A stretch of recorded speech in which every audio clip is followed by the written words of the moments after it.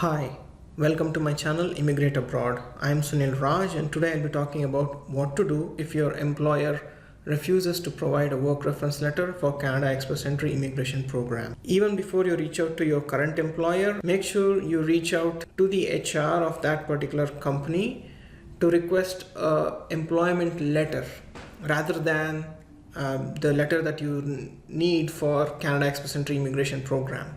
So this is just like a proof of employment letter that you would usually submit for a bank loan application, for a rental apartment application, or for a mortgage loan, mortgage application, something like this. So a letter that will state that you've been working in this company since and you are receiving a salary of so and so.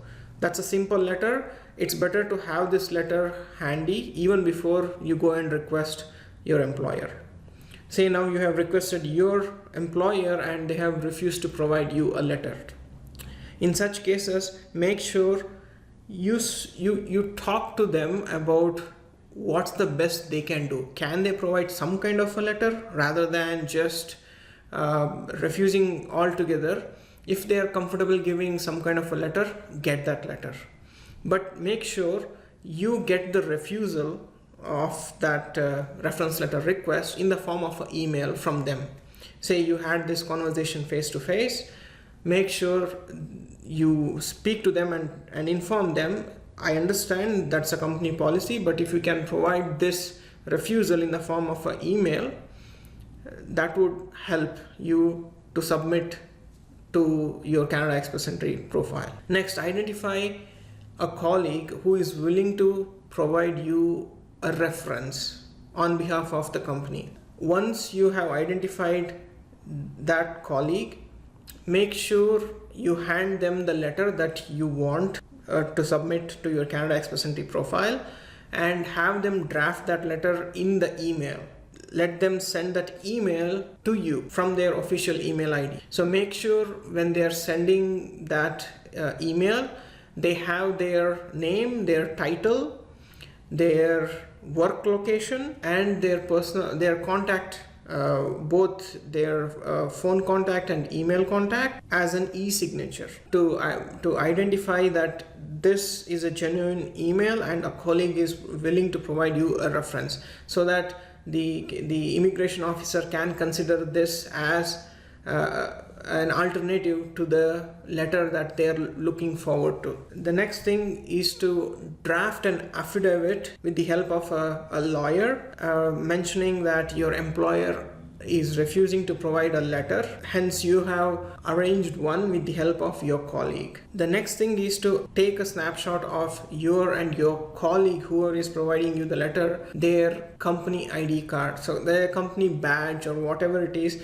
that has a face on it, it's better to get that as well. The next step is to provide as much supporting documents to prove your proof of employment with your current employer or your previous employer, whoever it might be. So this could be, these supporting documents could be a job offer letter, a letter that you received at the time of joining the company, or a joining letter at the time you joined the company, or any other letter like a promotion letter or the employment letter that I mentioned earlier that you would request for a bank loan. Or if it's a previous company, if it's a previous employer, then they would have provided you with some kind of a relieving letter. If they haven't, you could always make a request with them that I just need a proof that I worked for your company during this period. So the other most important document that you can submit is the salary slips.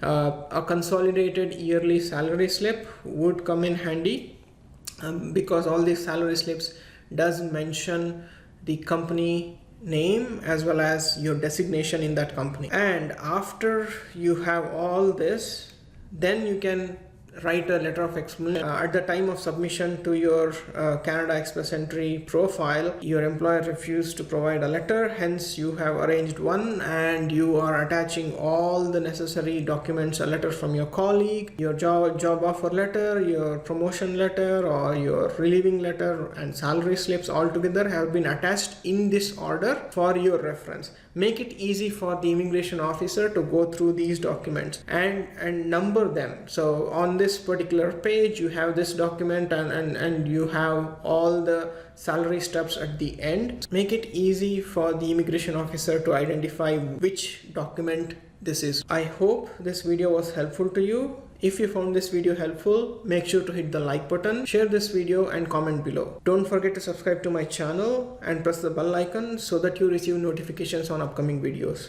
Thanks.